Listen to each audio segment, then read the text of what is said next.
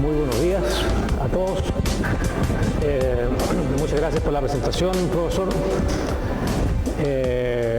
Estas son neuronas de un modelo hipocampal, son neuronas de una región cerebral. Este tipo de neuronas las preparamos nosotros en el laboratorio y nos sirven para desarrollar conocimiento en la región del biobío. Esta neurona está marcada con un anticuerpo que reconoce proteínas específicas neuronales y ustedes ven que tienen una gran cantidad de procesos porque el cerebro tiene que conectarse. Una de las funciones más importantes que tiene el cerebro es la conectividad. Y lo que voy a estar hablando hoy día tiene que ver con conectividad.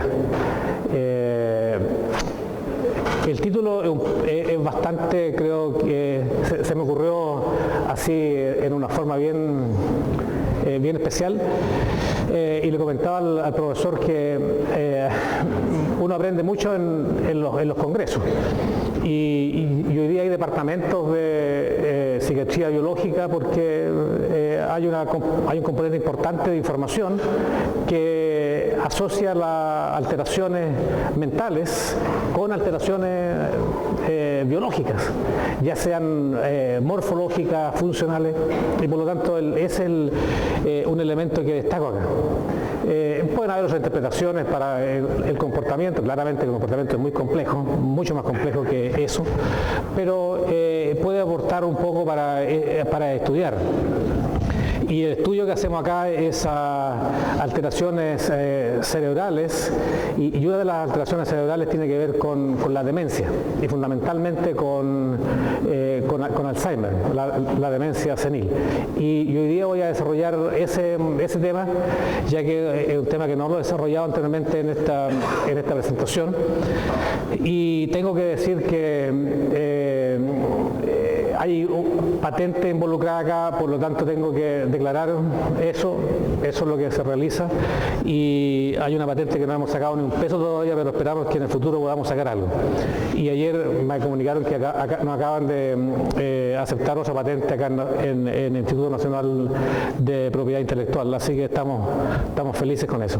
Este es un trabajo que se ha desarrollado durante varios años, hay varios colaboradores, recursos del CONICET, FONDECIT, anillos y algo del NIH. Este es un trabajo interdisciplinario como ustedes lo van a apreciar. Este es el mensaje que quiero que ustedes se lleven, ¿okay? Este es el mensaje. El mensaje es y cómo nosotros iniciamos el trabajo en el tema de Alzheimer.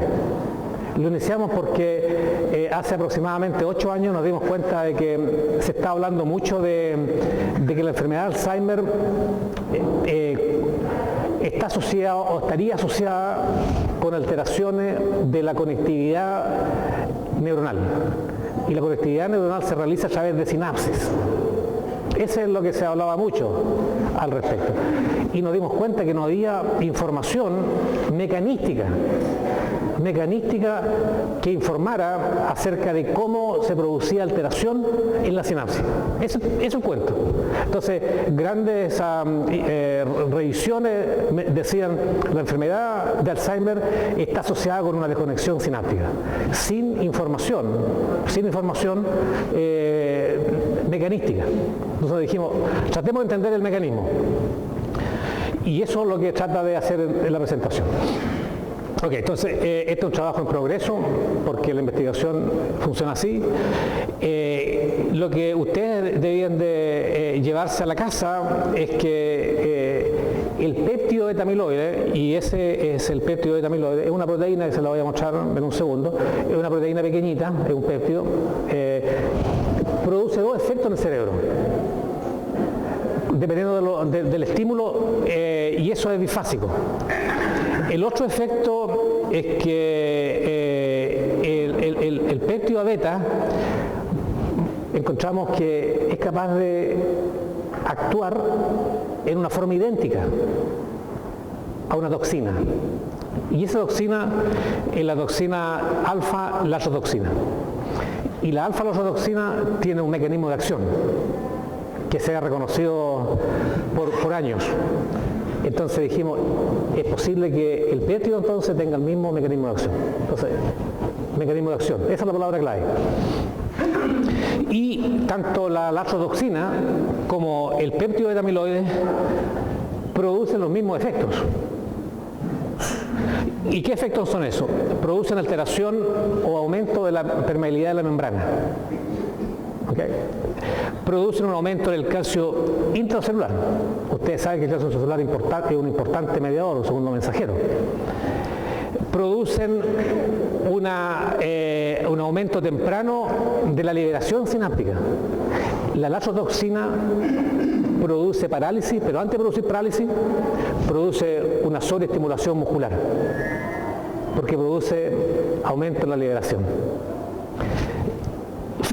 Tardíamente produce una depresión, y cuando encontramos nosotros la depresión dijimos, esta puede ser lo que se está reportando de que la enfermedad de Alzheimer tiene que ver con una desconexión sináptica. Porque todos reconocemos, si estamos despiertos en esta sala, por ejemplo, los que están despiertos, los que están muy en vigilia, tienen que reconocer que están despiertos, o estamos despiertos, porque nuestras neuronas, por ejemplo, de la formación reticular, están siendo activadas en el tronco cerebral, y esa activación del tronco cerebral llega al tálamo, y desde el tálamo por vía no selectiva, no específica, llega a la corteza. Y eso nos permite ahora hacer el balance de lo que está ocurriendo alrededor. Porque la respuesta del cerebro siempre involucra que el cerebro quiere saber dos cosas: qué está pasando dentro de mí y qué está pasando afuera de mí. Y eso es un elemento central. Entonces, cuando se produce desconexión a través de alteración sináptica, es que el cerebro empieza a perder esa continuidad. Y esa continuidad se llega a conocer ahora como una demencia senil. Y el último punto acá es que hay elementos de membrana celular que son críticos, actividad de la membrana. ¿Okay?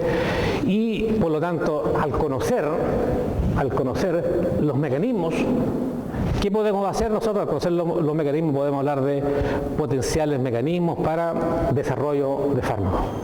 Porque antes de conocer mecanismos no podemos desarrollar nada. Entonces es un poco la historia que les voy a contar. ¿Okay? ¿Alguna pregunta al respecto? La enfermedad de Alzheimer es una enfermedad progresiva.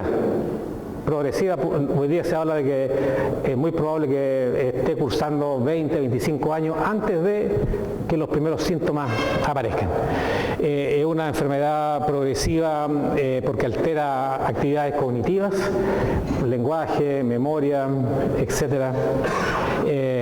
Y habitualmente asociada con envejecimiento. ¿Okay? Nosotros dijimos, bueno, es una enfermedad que toma años, una flecha, una progresión. Se sabe que A-beta, este péptido pequeño que hablaba, sufre transformaciones bioquímicas que llevan a una agregación, a una transformación que convierta al péptido, que normalmente no tiene efectos, o tiene efectos positivos, en un péptido que produce ahora alteración, y el esquema inicial que desarrollamos fue este péptido produce una alteración en la membrana, y esa alteración de la membrana produce cambio en la excitabilidad. La excitabilidad ustedes la conocen, que es relevante en el cerebro, en la sinapsis. Eso afecta la señalización intracelular y finalmente produce neurodegeneración. Esta es una imagen de cerebro humano, la cual ha sido teñida, un cerebro con Alzheimer, ha sido teñida con un marcador de proteína beta amiloide. Y ustedes ven que hay grandes acumulaciones de placas, y esto se conoce como placa senil, que pudiesen o no pudiesen ser el causante de la enfermedad, directo causante de la enfermedad, o no, pero ustedes ven que se produce esta señal que no aparece en cerebros jóvenes y que no aparece con tanta intensidad en cerebros normales. Ahora, la mala noticia que les tengo es que todos tenemos A-beta en el cerebro, y así como envejecemos, la carga de beta aumenta cada vez más, por lo tanto somos todos candidatos a desarrollar la enfermedad. Así que, ojo, lamentablemente es la realidad. A-beta es una proteína, es un péptido que se genera por la acción de algunas enzimas que se conocen como secretasas, beta y gamma secretasa. Es una proteína de membrana, la proteína precursora de beta. Es una proteína bastante grande, está en la membrana y es hidrolizada por estas dos enzimas. Y cuando se activan estas enzimas, se producen los monómeros de A-beta. Y el cerebro tiene monómeros de A-beta, y todos tenemos A-beta, porque A-beta es una proteína que está en todas las células del cuerpo prácticamente. La mala noticia es que por razones que no se conocen, A-beta se agrega. Hay un cambio conformacional de la proteína y este cambio conformacional lleva a la agregación. Y acá hay harta discusión de cuáles son los agregados que son más tóxicos, no vamos a entrar en detalle de eso, pero lo importante es que A-beta agregado es tóxica. Y cuando A-beta agregado se empieza a acumular demasiado, el cerebro empieza a sufrir. Y para eso, ya desde el año 2002, Selko, un destacado investigador de Harvard, describieron lo que se conoce como la cascada amiloide, y describió la cascada amiloide independiente de que no tenían datos experimentales. Y bueno, ya eso es bueno a veces, pero también es arriesgado. Y yo creo que se ha prevalecido la cascada, han habido algunas transformaciones, nosotros hemos modificado la cascada, pero lo importante de la cascada es lo siguiente, que hay cambio en el metabolismo de A-beta. A-beta aumenta, se agrega y empieza a producir efectos tóxicos. Aquí se produce, por ejemplo, ellos la primera cosa que dicen, se produce daño sináptico. Nosotros cambiamos esta parte. El daño sináptico viene más tarde.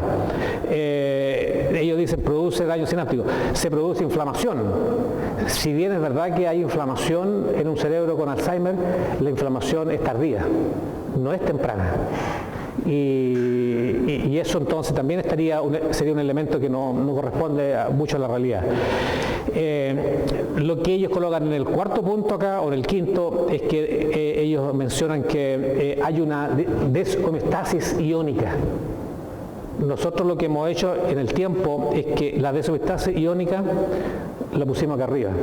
Nosotros decimos que el mayor problema que tiene la alteración del cerebro por A-beta ocurre porque hay deshomeostasis iónica. Los iones de nuestro cerebro, especialmente el calcio, se alteran. Y cuando se altera el calcio, empieza a producir la alteración en la sinapsis, aumento, disminución, y finalmente eso lleva a la muerte neuronal y a la demencia, a la desconexión. El péptido puede tener 40 o 42 aminoácidos, es un péptido pequeñito, es un péptido que no se conoce su función como un péptido normal, es decir, monomérico. Hay evidencia sí que indica que ese péptido quizás sea un péptido saludable para el cerebro, que mantenga nuestra actividad cerebral a niveles óptimos. Y otros investigadores también han propuesto que el péptido pudiese tener un efecto antibacterial o bactericida, porque el péptido, como puede romper la membrana y muchos antibióticos rompen membranas, como ustedes se recuerdan, puede ser esa una de las funciones, pero no se sabe mucho más que eso. Sí se sabe que cuando se agrega, forma agregado y los agregados son tóxicos.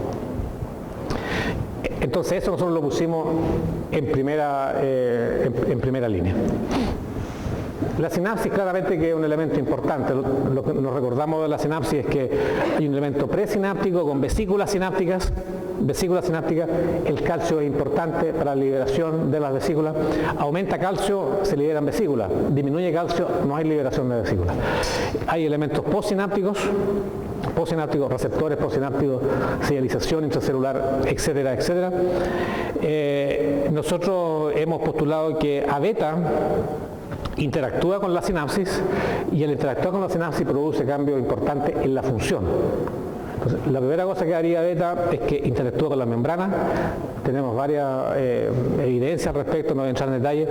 Interactúa con membrana y rompe la membrana. Y al romper la membrana, el calcio entra. La primera cosa que hace es liberar calcio, pero libera tanta vesícula que eventualmente la vesícula no puede ser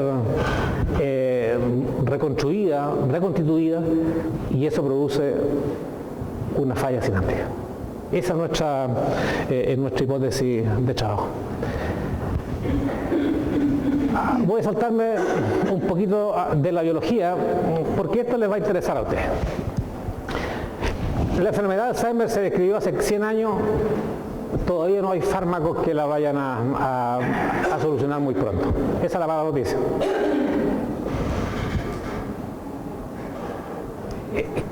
Entonces, ¿cómo uno puede manejar esto? Bueno, la primera cosa es combatir el déficit. Y esa fue la primera terapia, combatir el déficit. En una forma muy similar a lo que ocurre con el Parkinson. El Parkinson, la dopamina baja, fármaco aumenta la dopamina. Entonces dijeron, esta es una falla sináptica, hay que combatir el déficit. Y el déficit que se reportó hace 30 años atrás, acetilcolina. Combatamos el déficit de acetilcolina. Ustedes saben que no funciona. Podemos hablar más, pero los medicamentos colinérgicos no funcionan. Otra alternativa es tratar de desagregar las placas seniles, disminuir las placas seniles. Y una de las alternativas son terapias de inmunización, usando anticuerpos.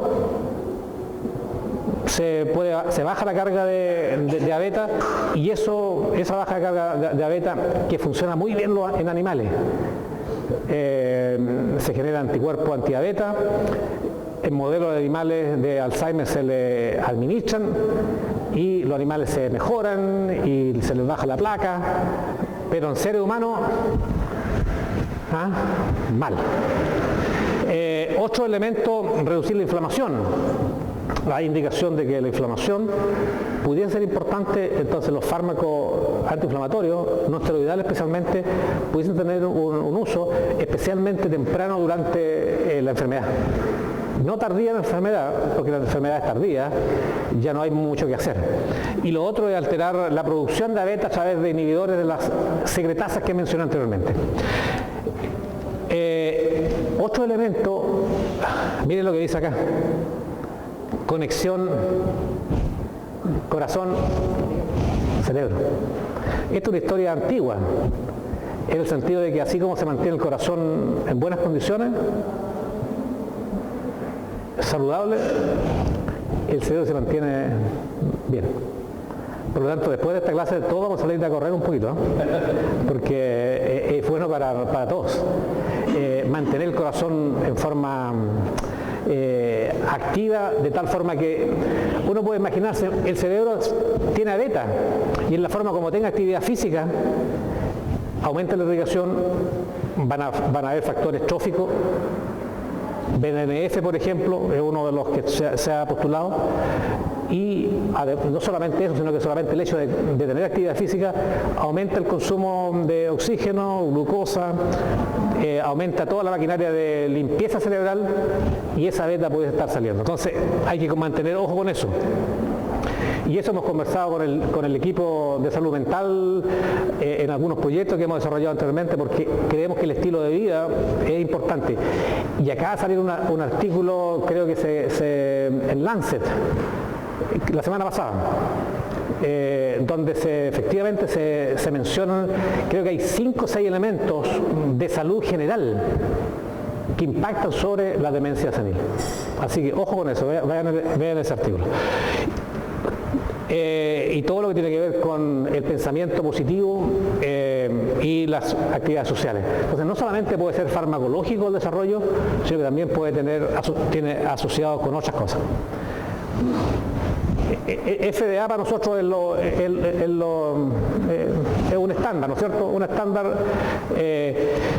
El estándar de FDA es que hay 5 fármacos aprobados para la enfermedad de Alzheimer, pero ninguno de ellos funciona. Ahora uno se pregunta, ¿por qué ocurre esto? ¿Alguien tiene una respuesta por qué ocurre eso? Yo tengo una respuesta que se lo voy a dar en un segundo. ¿Por qué ocurre esto? ¿Por qué tenemos fármacos que no funcionan en el mercado?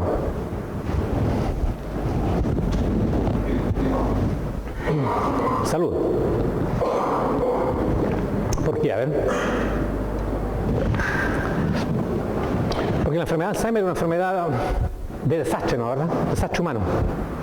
Entonces, acá hay un médico, hay un individuo y seguramente hay familiares.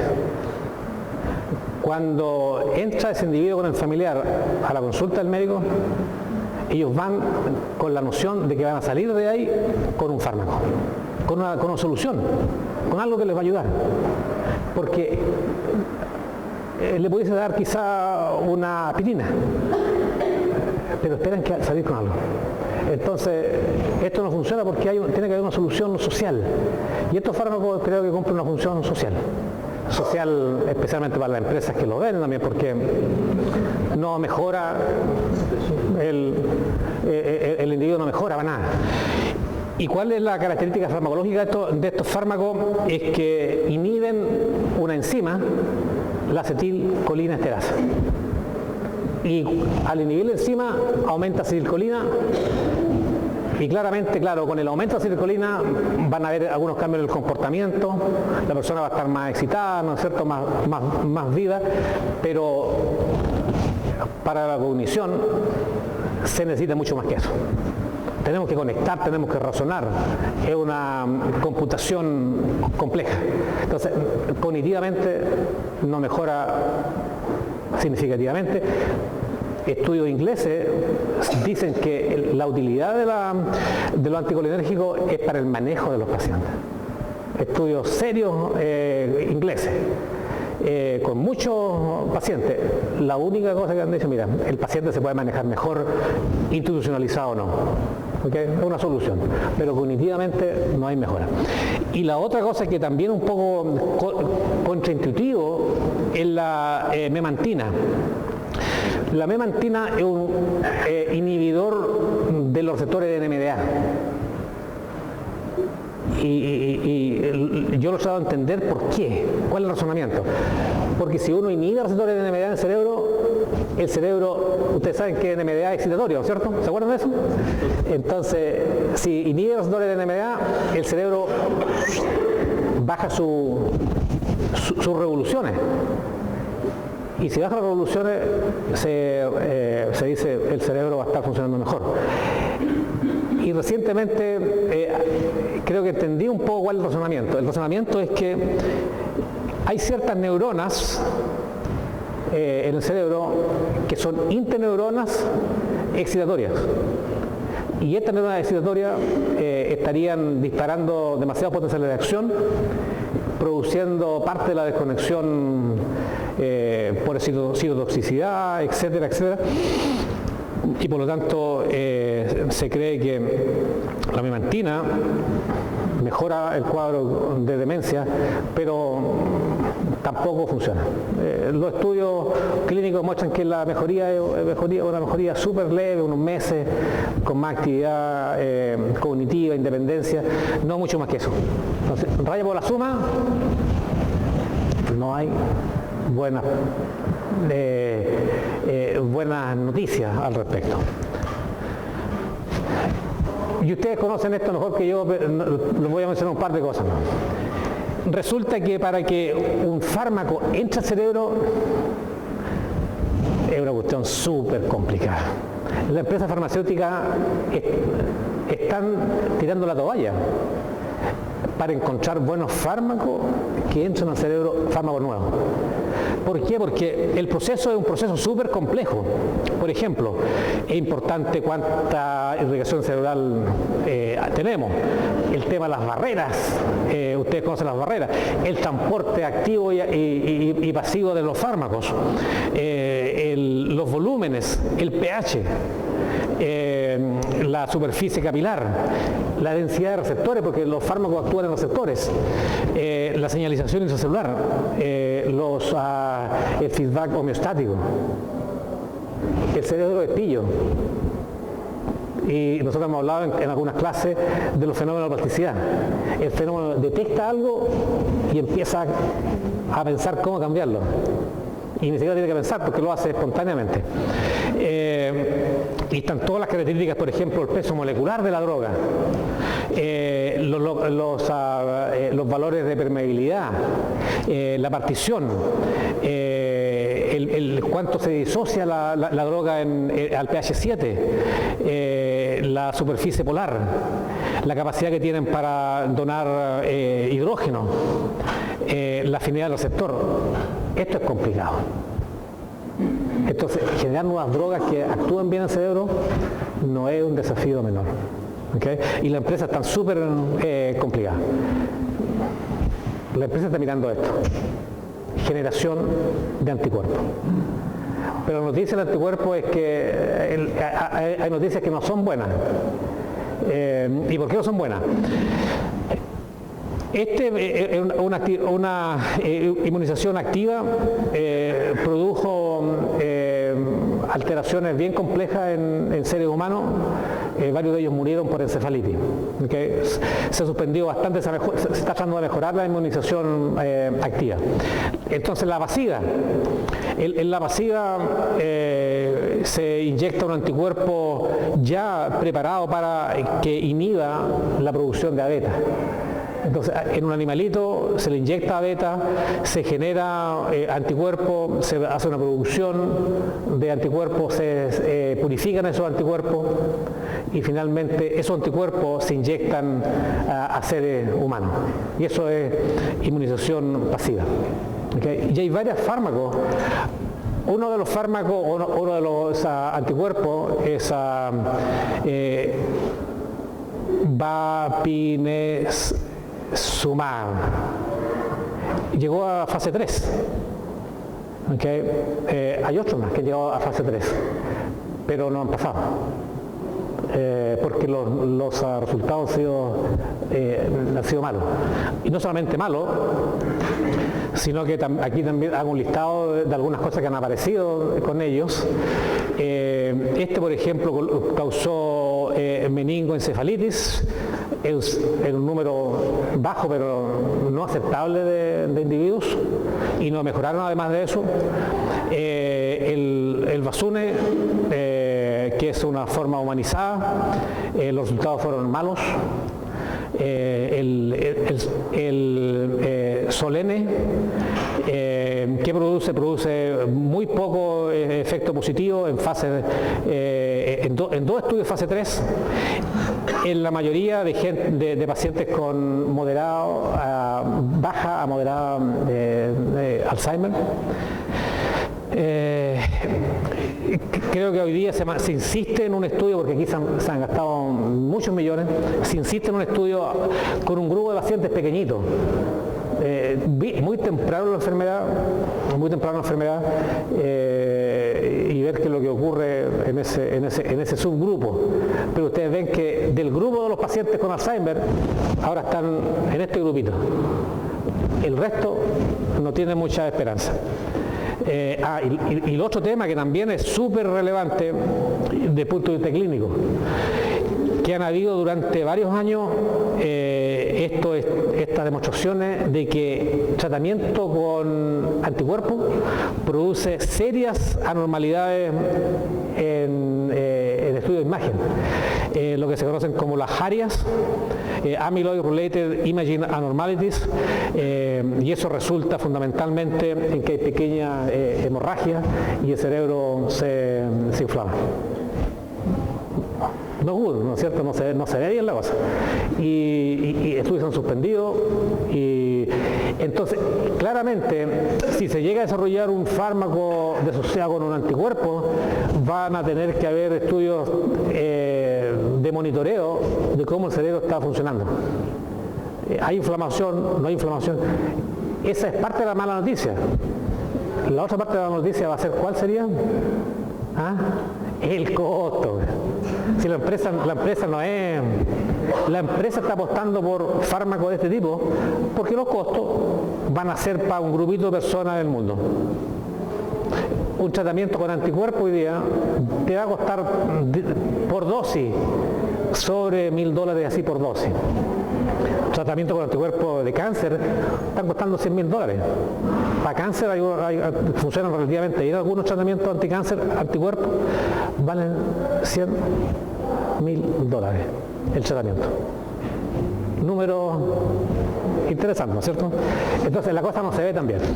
Este es un estudio que un poco de vuelta a la biología, es un estudio que a nosotros nos interesa porque algo de esto nosotros estamos hablando. Estos son registros de actividad cerebral en un modelo de Alzheimer, en un ratón modelo de Alzheimer.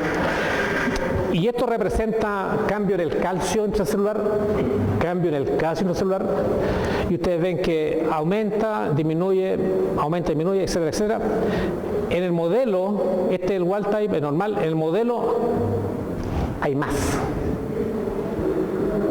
Y eso está en línea con nuestros hallazgos en el laboratorio. Nosotros ya unos 5 años atrás propusimos que a beta aumenta la actividad cerebral. Es como que está produciendo un cuadro pre-epiléptico. Y hoy día creo que se reconoce que todavía un cerebro relativamente sano, sin síntomas, pudiese tener cuadros epileptogénicos en evolución para eventualmente convertirse ahora en un caso de Alzheimer promental. Entonces, ustedes ven que hay más actividad. ¿Sí? Miren lo que pasa ahora con el anticuerpo. ¿Ah? ¿Qué pasa? El tratamiento con anticuerpo aumenta la actividad. Estos son datos en animales y están de acuerdo ahora con lo que se ha encontrado en estudios clínicos. El estudio clínico muestra que el anticuerpo no funciona, no, ¿verdad? En este modelo y baja la cantidad de placas, pero produce cambios importantes en la función cerebral. Por lo tanto, los anticuerpos se ven complicados por todos lados. ¿Cómo estamos ahora? Esto para darle una visión, voy a hacerlo súper corto acá. Esto algunas cosas del laboratorio. ¿Cómo vuelvo a SAS? Ahí está. Esa es la beta, esto es microscopía electrónica. Entonces, con microscopía electrónica uno puede examinar estructuras a nivel nanómetro.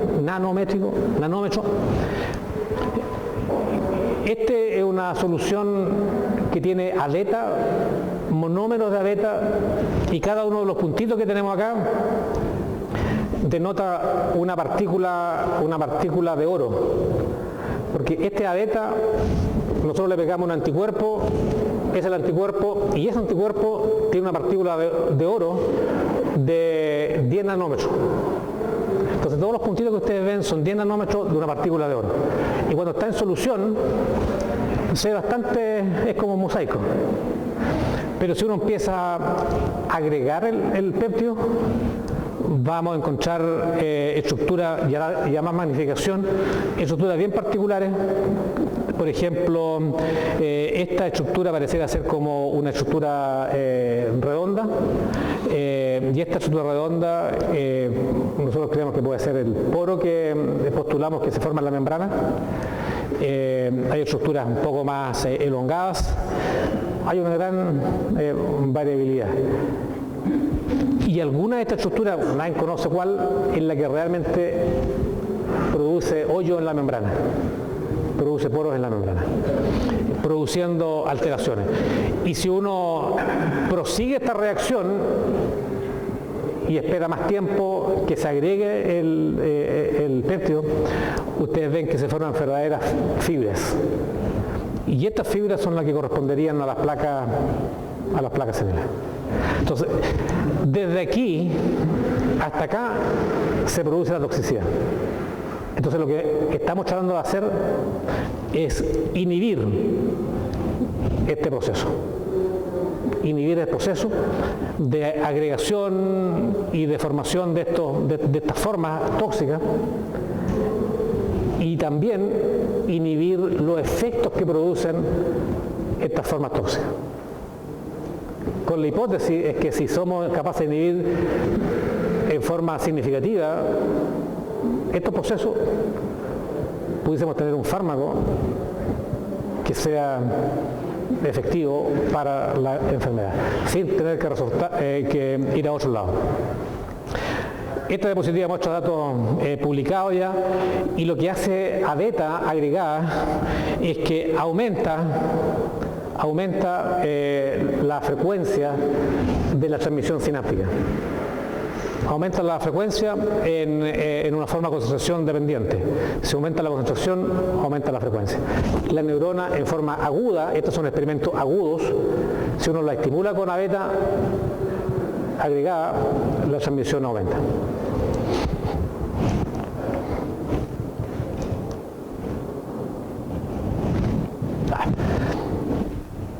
El efecto de A-beta es dependiente del calcio. Si hacemos el experimento 30 minutos en presencia de calcio, en presencia de agregado, el control, en presencia, aumenta la transmisión. Si le sacamos el calcio extracelular al medio, el efecto de A-beta inhibe. Entonces, el efecto de A-beta es dependiente del calcio. ¿Y por qué creemos que ocurre eso?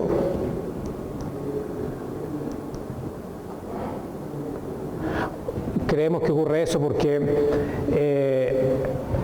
A-beta rompe la membrana, el calcio entra y se produce liberación. Y si esa liberación se produce por mucho tiempo, se produce la desconexión.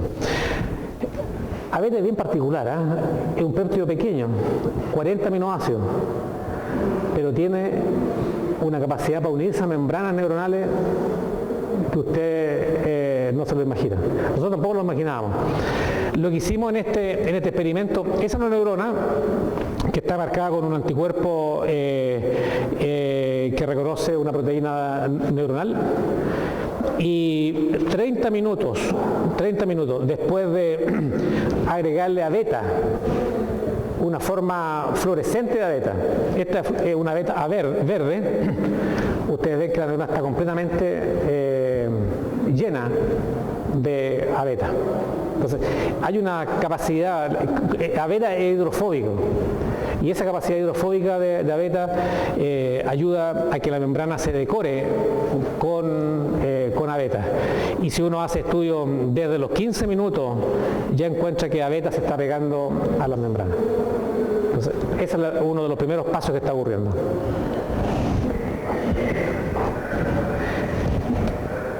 Este experimento crónico lo único que muestra es que así como uno espera 48 horas o 24-48 horas, con A-beta en el sistema se produce una desconexión. Esto es actividad normal, y esto ocurre cuando uno agrega 5 micromolar y esto cuando agrega 10 micromolar. La actividad sináptica desaparece. Es decir, estimula temprano y inhibe posteriormente. Okay. Eso es agregando A-beta agregado. A-beta agregado. Creo que esta es una de las cosas valiosas que mostramos en ese artículo de JVC. Esta es una sinapsis normal. Y la sinapsis normal ultraestructura muestra que hay vesículas presinápticas. Esta es la zona activa, ustedes se recuerdan la zona activa, ¿no, verdad? Oscurita acá, oscura allá. Hartas vesículas que se conocen como vesículas listas para ser liberadas. Después del tratamiento con abeta, miren lo que ocurre. No hay vesícula. O hay muy poca vesícula para ser liberada. Hay vesículas de reserva, estas se conocen como vesículas de reserva, pero las vesículas que necesitamos son esas. Okay. Y ahí donde dijimos, ¿qué es lo que la naturaleza produce esto? Y acá llegamos a la alfa-latrotoxina. Estos son estudios clásicos de los años 90. Esto es una sinapsis neuromuscular normal y esto es una sinapsis después del tratamiento con alfa-latrotoxina. Miren cómo queda la sinapsis, la presinapsis. Es casi irreconocible. Es solamente queda como un verdadero hoyo presináptico porque todas las vesículas fueron liberadas. Y eso es altamente tóxico en la sinapsis neuromuscular. Entonces, nuestra sugerencia es que abeta lo que produce exactamente lo mismo, pero es más lenta. La diferencia es que abeta funciona más lenta. Por eso toma 25 años. Entonces, toma 25 años que nuestras sinapsis se desocupen de vesículas y finalmente no tenemos cómo conectar porque estamos completamente depletados, como se dice. Acá en este paper hicimos la comparación entre latrotoxina y abeta y prácticamente todos los elementos parecieran ajustarse a la hipótesis de que abeta genera hoyo en la membrana, y esos hoyos en la membrana que no son poros, son verdaderos hoyos, y eso produce gran calamidad homeostática en el cerebro. Okay. Creo que voy a avanzar porque esto es biología, es harto biológico. Acá demostramos en este estudio demostramos que abeta produce verdaderos perforados en la membrana, perforados que desde el punto de vista fisiológico son importantes porque usamos una molécula que es derivada de la glucosa. Esta es una molécula fluorescente derivada de la glucosa. Hicimos hoyo en la membrana y nos preguntamos, ¿puede pasar esta molécula a través de los hoyos? Y la respuesta es sí, sí pasa a través de los hoyos. Y eso genera una importante conclusión, porque si nosotros tenemos un cerebro que tiene hoyo de ese tamaño, estamos mal, porque van a haber compuestos que van a salir, glucosa va a salir, GTP va a salir, ATP va a salir, entonces la célula se está destruyendo completamente. No entrar en más detalle, lo podemos discutir, porque quiero llegar a la última parte de la presentación. Ok, esta es la última parte de la presentación. En estudios recientes, uno de mis estudiantes de doctorado dijo, ¿qué pasa? Este es el péptido de amiloide, ¿no es cierto? Dijo, ¿qué pasa si generamos un mini péptido, 5 aminoácidos, GLMBG, con la agregación? Pudiésemos inhibir la agregación porque normalmente esta región de abeta, la región C-terminal de abeta, es la que participa en la agregación. Entonces, esta es una molécula de abeta, esa es otra molécula de abeta y se agregan a través de la zona C-terminal. Entonces dijo, si generamos este péptido de homología y esperamos que se una este péptido pequeñito a la molécula de abeta, ¿podremos inhibir la agregación? Y la respuesta es sí, se inhibe la agregación. Y acá se muestra un estudio de bioinformática donde efectivamente el péptido pequeño, rojito, se une al péptido grande abeta. Y al unirse, lo que encontramos es que abeta fluorescente verde, este abeta fluorescente verde, cuando se le agrega el péptido GLMBG, disminuye la cantidad que se pega a la membrana. Entonces dijimos, interesante, porque se está disminuyendo la forma que está pegando. Se hizo una cantidad de estudios, se publicó eso. La conclusión es que el péptido pequeñito funciona súper bien. Hay terapias que usan péptidos pequeños, pero ustedes saben que la única forma de aplicar péptidos pequeños va a ser a través de inyecciones subcutáneas, por esa modalidad. Esa es la administración. No podemos tomar una pastilla con péptido porque nuestras enzimas gastrointestinales se la van a comer completito. Entonces, dijimos, ¿será posible, teniendo la estructura del péptido, podremos generar ahora péptidomiméticos? Péptidomiméticos. El péptidomimético es una molécula que no es peptídica, pero que tiene la estructura, la función de una molécula peptídica. Pero lo bueno del péptidomimético es que uno eventualmente se lo puede tomar por lado. Estable y debería llegar al cerebro, pero para que llegue al cerebro tiene que usar, esta parte la hicimos en sílico, estudio en sílico computacional. Esta parte, entonces usamos una base de datos, y la base de datos se conoce como CleanDrug-like, porque cumple ciertos requisitos que son favorables para que una molécula X sea estable metabólicamente, pase las barreras y eventualmente llegue al cerebro. Esa es la ganancia. Entonces se habla de la famosa regla de 5 de Lipinski para los químicos. Yo no soy químico, pero esa es una regla de oro. Lipinski dice que para que una molécula entre al cerebro tiene que tener al menos 5 propiedades. Las moléculas que estamos seleccionando la tienen, entonces estamos bien en eso.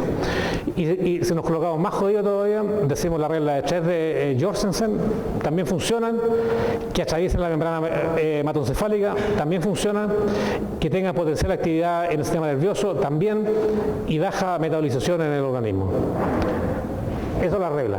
Si aquí tenemos un computador, le colocamos esta base de datos. Esta base de datos tiene aproximadamente 14 millones de moléculas y dejamos que el computador funcione. Después de un tiempo nos tiró información, dijo, mira, estas son las moléculas que parecieran ser las mejores. Ok. Y ahí eso muestra un poco cómo se hace la parte informática. Y la idea está en hacer búsqueda, ensayo en animales y finalmente salir con molécula activa. Nosotros tenemos ya un modelo de cómo funciona el péptido tóxico. Ese modelo se agrega, interactúa con membrana, produce poros en la membrana, calcio aumenta, bla, bla, bla. Entonces nosotros decimos, si bloqueamos varios de estos pasos, tenemos una molécula interesante. Súper sencillo. Y finalmente vamos a hacer experimentos in vivo. Tenemos animales que le podemos inyectar a beta en el cerebro y ver cuánta beta se acumula, cuánto produce, qué daño produce, etcétera, etcétera. Y también podemos ver si el comportamiento de los animales en estudios de memoria, por ejemplo, se mejoran o no. Y encontramos una serie de moléculas, cada uno de ellos dice A, B, C, son moléculas distintas. Cada una de ellas tiene diferentes propiedades para inhibir la agregación. Entonces, por ejemplo, la A-beta produce agregación, la molécula A en este caso es inefectiva, pero las moléculas C y D inhiben la agregación, potencialmente interesante. ¿Sí? Otro ensayo que hicimos, la unión, ¿no es cierto?, la unión de A-beta a neuronas. Ustedes ven que A-beta se une a neurona, A-beta fluorescente. Si usamos la molécula E, se inhibe menos. Si usamos la H, también se inhibe menos, etc. Entonces, algunas funcionan bien, otras no tan bien. Esto es falla sináptica. Este es el control, A-beta hasta acá, lo mismo, ¿no es cierto? Hay algunas que funcionan mejor, otras peor. Estamos llegando a nivel de matriz. Y la matriz muestra que si nosotros vemos varias cosas acá, agregación, asociación, desregulación de calcio, función mitocondrial, actividad sináptica, y llegamos a dos moléculas, la G y la H, que se ven interesantes, porque cumple varias propiedades. Tomamos la G y ahora es una inyección intracerebral de A-beta fluorescente a un ratón, y Esto corresponde al giro dentado, una región importante para memoria. En presencia de abeta, ustedes ven que inyectamos abeta en el giro dentado, hay una destrucción importante del giro dentado. Pero si antagonizamos el efecto de abeta con la molécula H, el giro dentado está protegido, o el efecto de abeta inhibitorio o dañino desaparece o se disminuye bastante. Entonces eso lo vemos promisorio, no estamos diciendo que tenemos la solución, pero es una alternativa para generar un grupo de moléculas que pueden ser efectivas. Conclusiones, para tener algún tiempo para esa pregunta. Espero haberlos convencido de que abeta en forma aguda produce un aumento en la transmisión sináptica, el tratamiento crónico produce una desconexión sináptica, una alteración importante de la conectividad. Calcio pareciera ser fundamental, es un paso relevante. Nosotros creemos que abeta tóxica funciona lento porque empieza a producir pequeños hoyitos en el cerebro. Estos hoyitos empiezan a progresar porque más abeta se sigue acumulando y eso empieza a generar verdaderos hoyos. Y esos hoyos finalmente van a producir la masiva muerte neuronal, porque un cerebro clínicamente diagnosticado con Alzheimer, el cerebro normal es así, el cerebro anormal es una pequeña fracción del cerebro normal, porque se ha producido una muerte muy, muy excesiva. Y finalmente creemos que podemos desarrollar nuevas moléculas y estas nuevas moléculas deberían de ser efectivas porque estamos mirando a varios pasos, entonces si esto es una cascada, otros investigadores lo que han hecho, mira, bloqueemos un paso. Ok, si bloqueamos ese paso, podemos pasar ahora esa molécula a un estudio más complejo. Pero nosotros estamos eligiendo las moléculas que están bloqueando varios pasos. Entonces, si se pasa un paso, tenemos la oportunidad todavía de cortar la toxicidad en el paso siguiente. Y por eso tenemos las moléculas, la G y la H, que se ven promisorias, y espero que en los próximos años cosas promisorias también sigan apareciendo y avanzar con estudios en vivo, en animales en vivo, para ver si efectivamente son efectivas o no. Y con eso agradezco la atención y estamos dispuestos a abrir el debate y la discusión. Muchas gracias por la invitación, profesor.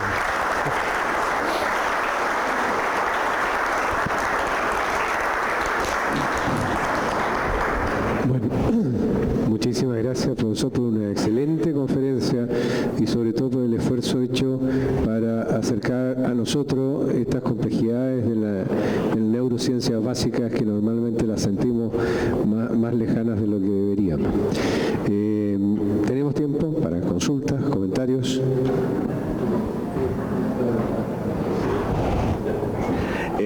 Sumarme al agradecimiento por la claridad de la presentación y me surgen dos dudas. Me da la impresión cuando se describe el modelo que fuera solo una cosa de agregar más cantidad de abeta para que se produjera la agregación. ¿Es eso así? Efectivamente. Se habla de una concentración crítica de abeta. Cuando abeta está bajas concentraciones, por ejemplo a nivel nanomolar, abeta no se agrega. Es un tema físico-químico.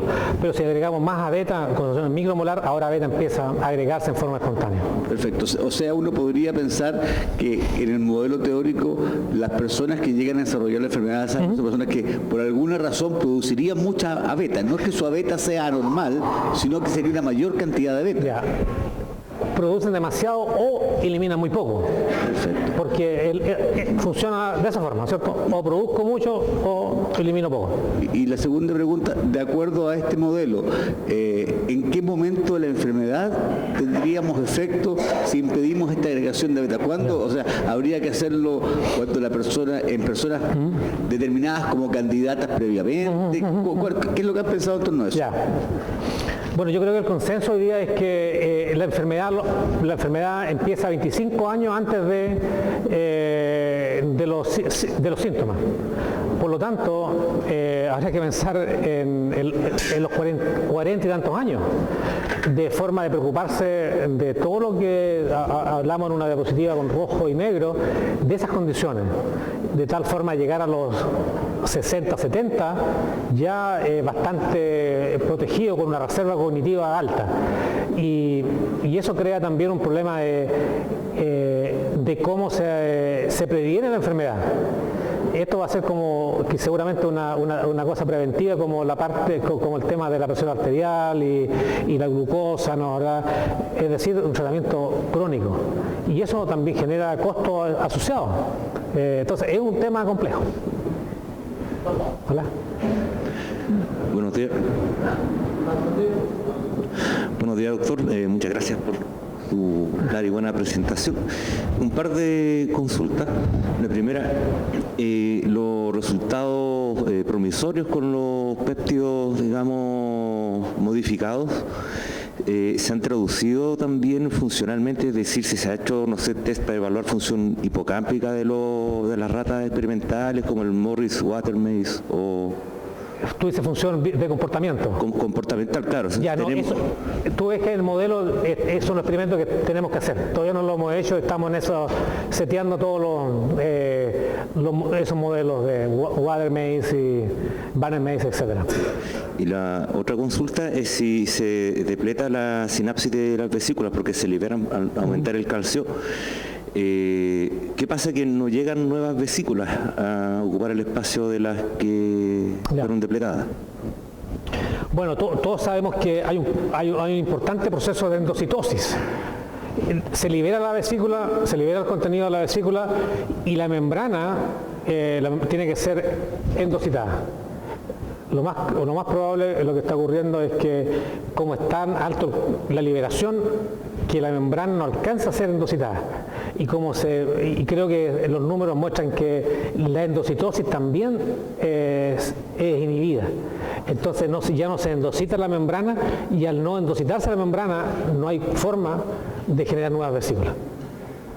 Y creo que los números que publicamos en ese paper efectivamente mostraban que aumentaba la exocitosis, pero también disminuía la endocitosis, porque el proceso es demasiado intenso.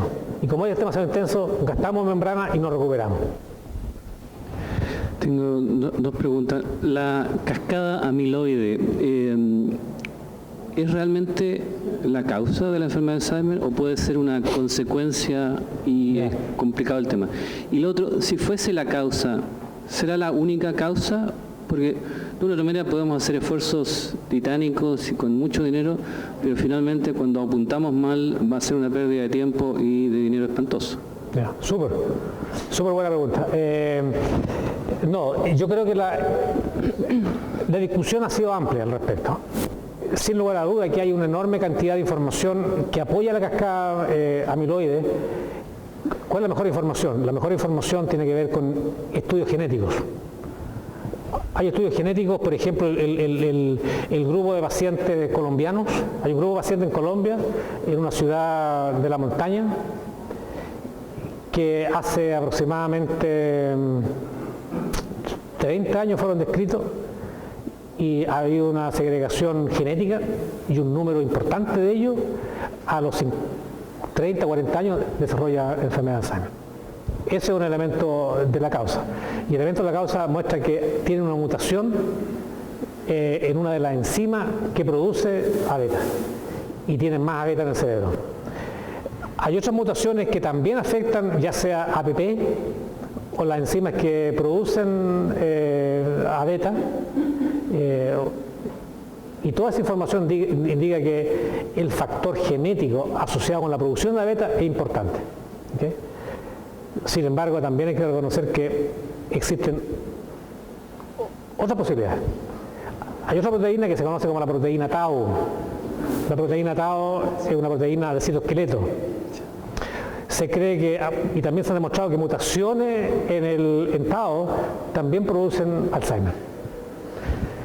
El modelo que se utiliza es que el primer golpe lo da a beta, porque siempre beta va a aparecer antes, pero el chancalcazo definitivo lo da tau. Entonces, hoy día el modelo habla, está a beta, está tau, y está el otro fenómeno que no hablamos nada, que tiene que ver con la neuroinflamación. Entonces, hoy día ya no es la hipótesis, la prevalente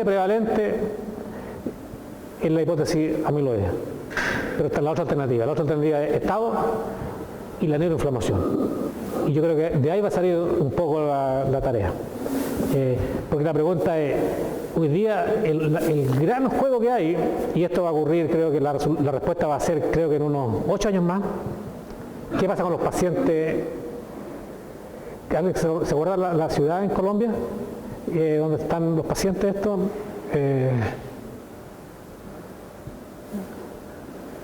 No me acuerdo, tiene que ser un poco de Alzheimer.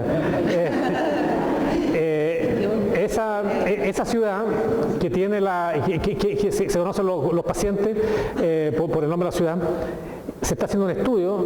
Claramente el NIH puso una cantidad de plata importante, pero también puso plata la empresa farmacéutica. ¿Y qué están viendo? Anticuerpos. Y la idea es, como el Alzheimer, si se hizo estudio genético de los pacientes, entonces se sabe, 100 pacientes, se sabe cuáles tienen la mutación, cuáles no. Los que tienen la mutación, alto porcentaje de tener la enfermedad. Se le está dando fármaco en forma controlada a todos. Y la pregunta es qué va a pasar en 10 años más. ¿Se va a poder retardar en el grupo que tiene la mutación o no? Si la respuesta es no, el tema entra en crisis, porque significa que puede ser a beta, debía ser a beta, pero los fármacos están a 30 años de plazo. Entonces, ese es el gran problema que hay hoy día. Esa es la única gran apuesta que está haciendo la empresa farmacéutica. Que funcione en los pacientes. Antioquia. Esos son los pacientes. ¿Viste? No estoy tan complicado. Antioquia. El tema, el golpecito ayudó. El tema es opuesto. ¿Qué pasa si funciona? El dilema ético es desastroso. Y me gustaría discutir en algún momento el tema ético si el experimento funciona. Queda la embarrada. Pero no lo vamos a discutir ahora. Piensen ustedes para la próxima visita. Allá creo que... Aquí una pregunta. Profesor, ¿y la velocidad de agregación de las placas beta-amiloide es igual en todos los pacientes? No, lo más probable es que sea distinto dependiendo de la fisiología cerebral y también de la cantidad de enzimas que uno tenga. Entonces, hay gente que tiene una cantidad elevada de enzimas de la actividad secretasa, por ejemplo, la gamma secretasa. Si tenéis más gamma secretasa, vaya a generar más a beta, va a cortar más y va a generar más a beta. Si tenéis menos irrigación sanguínea, se va a acumular el a beta y se va a agregar más. Entonces, es distinto para cada uno de los individuos. Por eso es que hay harta experimentación, especialmente en animales, que muestra que, por ejemplo, factores como el ejercicio es tan importante para poder lavar el cerebro de a beta tóxica. Tenía otra pregunta. ¿Cómo es una falla, digamos, en el axón el que queda así como con un hoyo, y el soma queda así como suelto en el cerebro, inútil? Acuérdate que hay fenómenos tróficos cerebrales. Entonces, si tú tenías una neurona que no está conectándose con otras células, eventualmente esa célula se va a morir. O sea, muere, o sea, se va a morir. Digamos, claro. No sirve nada, hay rehabilitación neurocognitiva y cosas así. Una vez que el axón se empieza a retraer y no hay forma de reconectar, la neurona se va a morir, el soma se muere.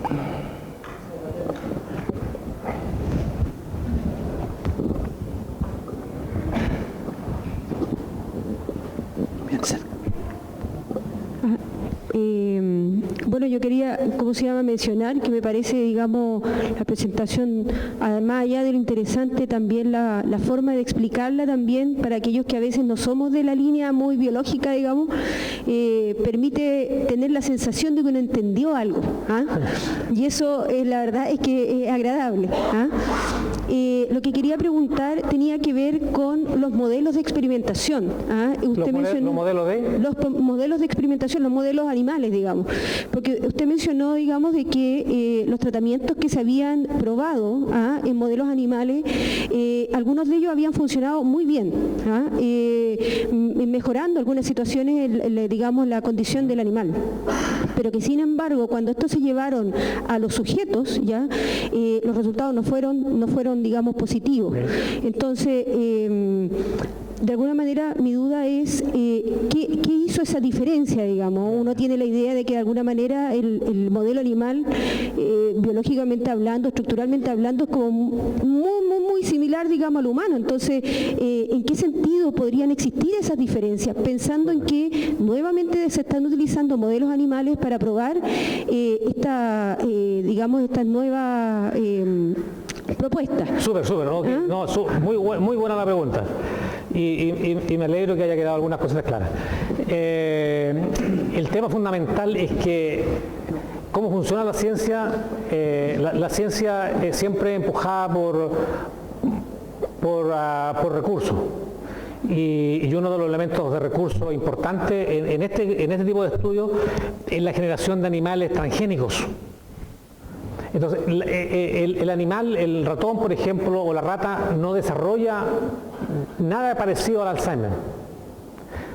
Entonces, para tener un modelo de Alzheimer hay que hacer mutaciones. Y para hacer mutaciones en animales, para que se genere el modelo de Alzheimer animal, que es muy parecido a lo que ocurre en el ser humano, hay que hacer al menos 2 o 3 mutaciones que son mutaciones fuertes. Entonces, se está forzando el sistema. Y en ese sistema forzado, los fármacos parecen funcionar bien. Esa es la primera parte de la respuesta. Y la segunda parte de la respuesta tiene que ver un poco con el carácter humano del ser humano mismo, del experimentador.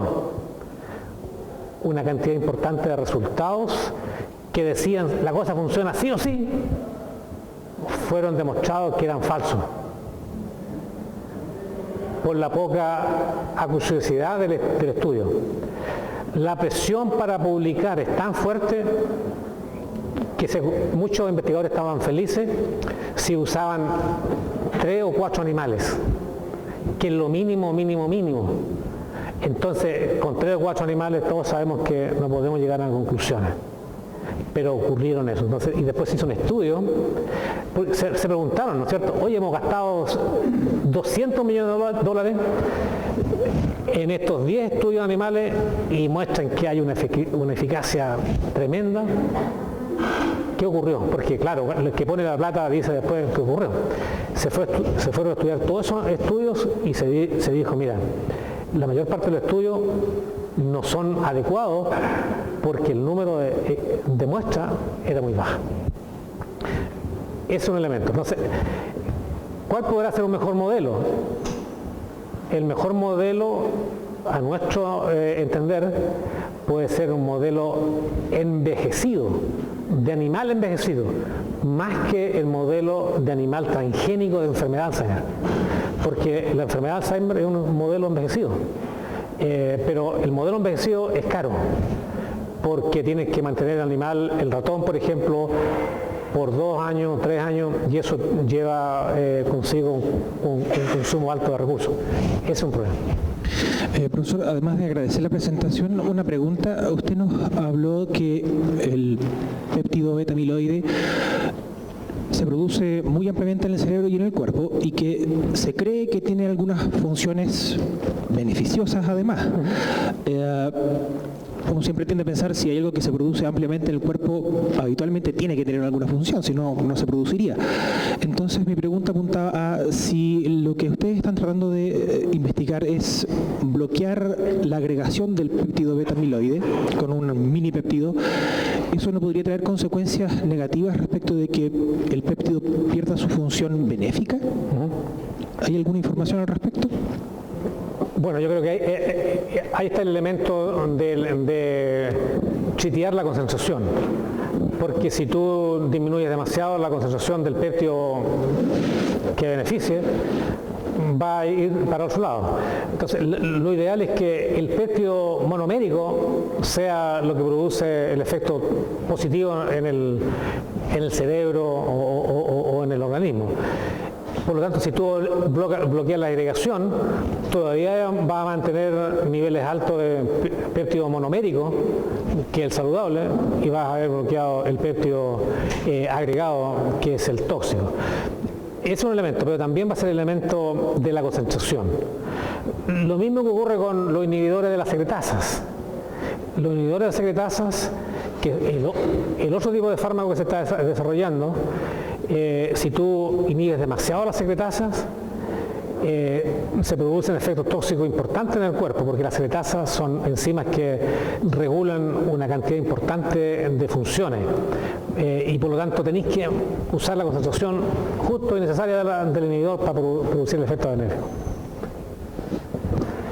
Muy bien, reiteramos nuestro agradecimiento, profesor. Muchas gracias, profesor. Muchas gracias.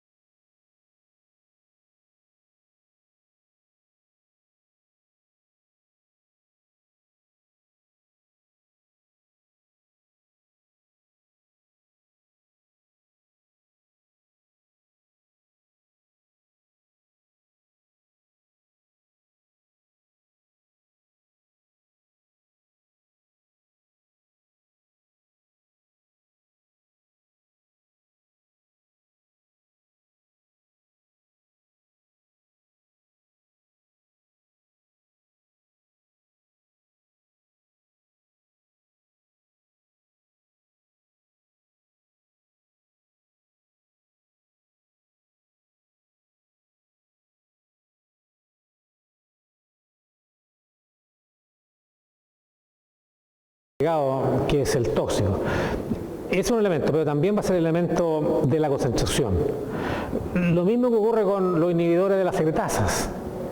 Los inhibidores de las secretasas, que el otro tipo de fármaco que se está desarrollando, si tú inhibes demasiado las secretasas, se producen efectos tóxicos importantes en el cuerpo, porque las secretasas son enzimas que regulan una cantidad importante de funciones y por lo tanto tenéis que usar la concentración justo y necesaria del inhibidor para producir el efecto benéfico. Muy bien, reiteramos nuestro agradecimiento, profesor. Muchas gracias, profesor. Gracias.